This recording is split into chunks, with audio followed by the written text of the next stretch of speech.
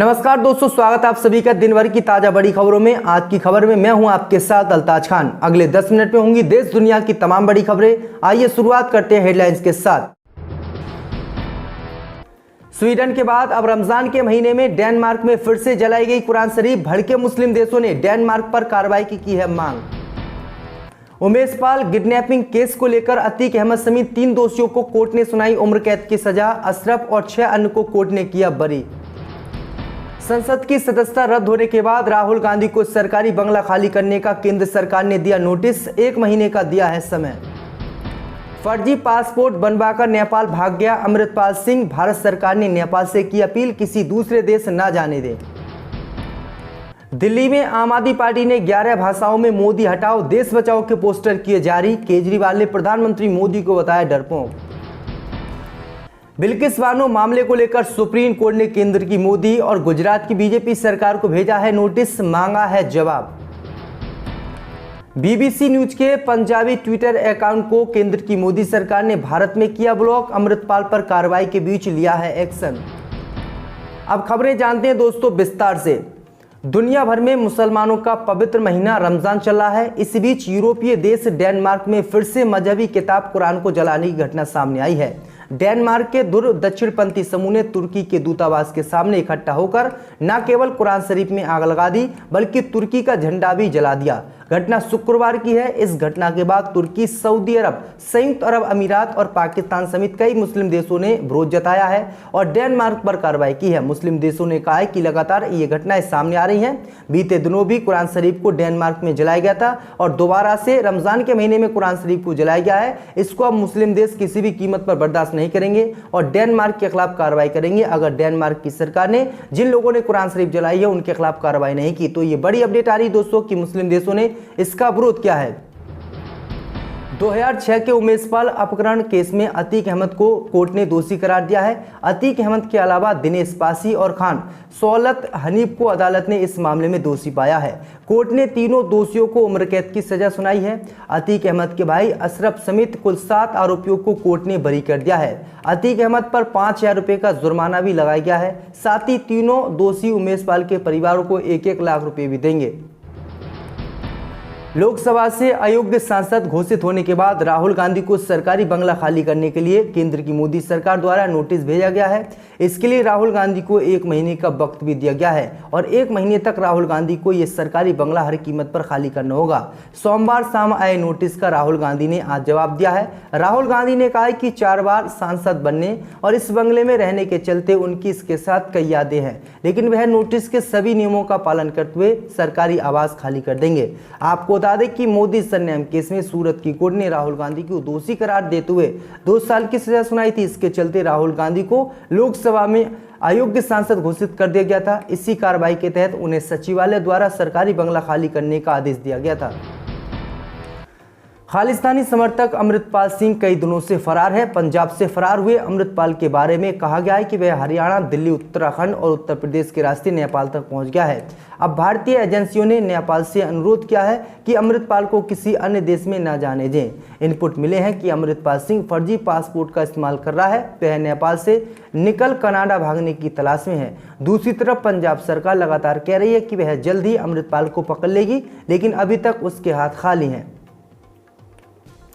दिल्ली के मुख्यमंत्री और आम आदमी पार्टी के संयोजक अरविंद केजरीवाल ने मोदी सरकार के खिलाफ दिल्ली में मोर्चा खोल दिया है। आम आदमी पार्टी ने मंगलवार को दिल्ली में 11 भाषाओं में मोदी हटाओ देश बचाओ के पोस्टर जारी किए हैं। आपकी दिल्ली इकाई के प्रमुख और पर्यावरण मंत्री गोपाल राय ने कहा है कि 30 मार्च को पार्टी इन पोस्टरों को पूरे देश में लगाएगी। पार्टी की सभी राज्य इकाइयों को अपने अपने राज्य में पोस्टर लगाने को कहा गया है। आम आदमी पार्टी ने इन पोस्टरों को 11 भाषाओं में छपवाया है।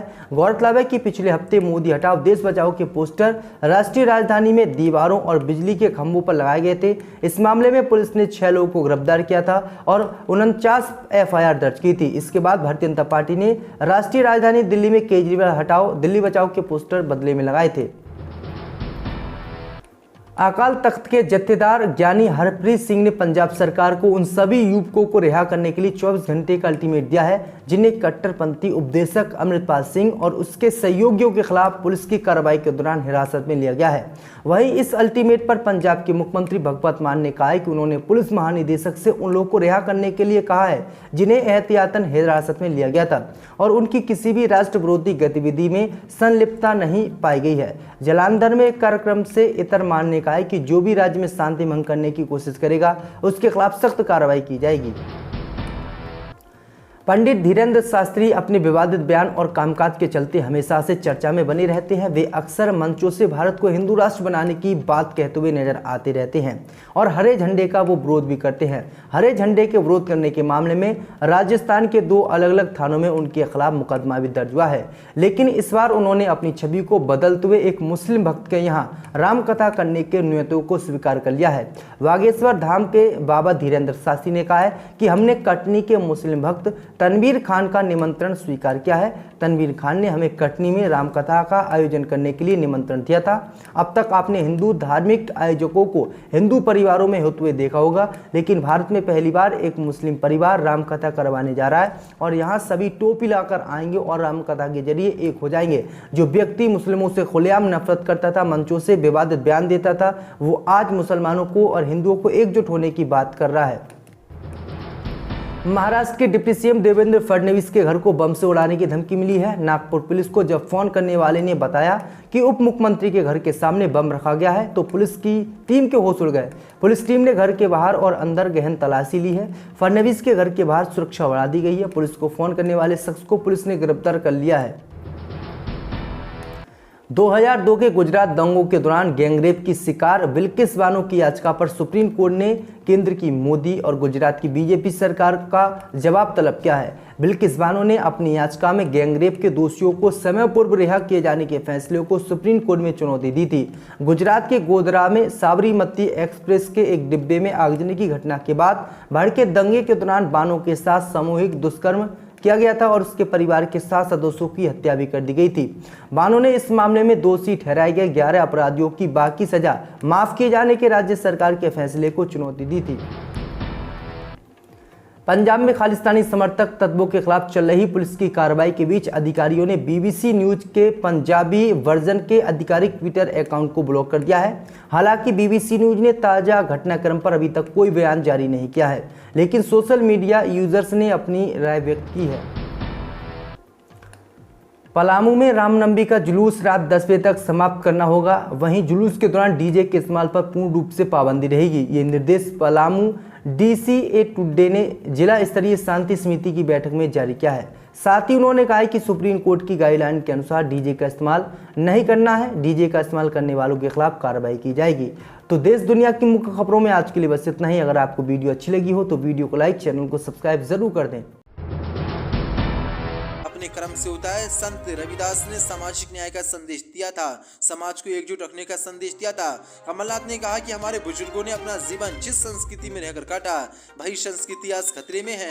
भाषा के आधार पर, धर्म के आधार पर देश के लोगों को बांटा जा रहा है। लोकतंत्र में चुनाव आते रहते हैं, मगर 7 महीने बाद जो चुनाव होना है उसमें किसी प्रत्याशी या पार्टी की जीत हार का सवाल नहीं है, हमारे देश के भविष्य का सवाल है। आज इस संत रविदास जयंती के दिन हम इस संस्कृति की रक्षा का संकल्प लेते हैं। जो बड़ी अपडेट निकल के सामने जोरदार हमला कमलनाथ ने आज भाजपा के ऊपर बोला के साथ बड़ी मंडल के किसानों की मांगे पूरी न होने पर राकेश टिकैत ने दी चेतावनी। 10 फरवरी को किसान महापंचायत का आयोजन करेगी बीकेओ, तय होगी रणनीति, मोदी को नींदें। 64 पदें। उत्तर प्रदेश के मुजफ्फरनगर में राजकीय इंटर कॉलेज मैदान में भारतीय किसान यूनियन के धरने का आज 10वां दिन है। किसान लगातार धरने पर अड़े रहकर अपने हकों की लड़ाई के लिए लड़ रहे हैं। कल यानी कि 3-4 दिन पहले शुक्रवार को भारी संख्या में किसान ग्रामीण क्षेत्रों से धरना स्थल पर पहुंचे। इस दौरान किसान अपने साथ खाद्यान्न सामग्री, दूध, दही लेकर पहुंचे। भारतीय किसान यूनियन के राष्ट्रीय महासचिव युद्धवीर सिंह भी धरने पर पहुंचे। वह किसानों से मिले और दोपहर में मेड़ के तंबू में एक संगठन की बातचीत का आयोजन किया। लेकिन इसी बीच बड़ी अपडेट निकल के सामने किसान नेता राकेश टिकैत ने बड़ी चेतावनी जारी की है। उन्होंने कहा कि हमारे किसान जो दिल्ली आंदोलन में शहीद हुए थे, उन्हें सरकार ने आज तक कोई मुआवजा नहीं दिया है।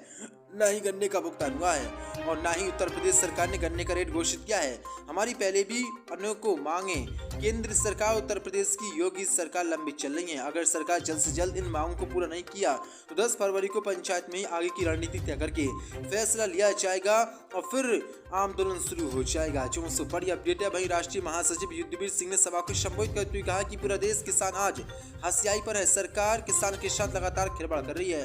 अगर यही रहा तो देश का किसान बर्बाद हो जाएगा। बजट से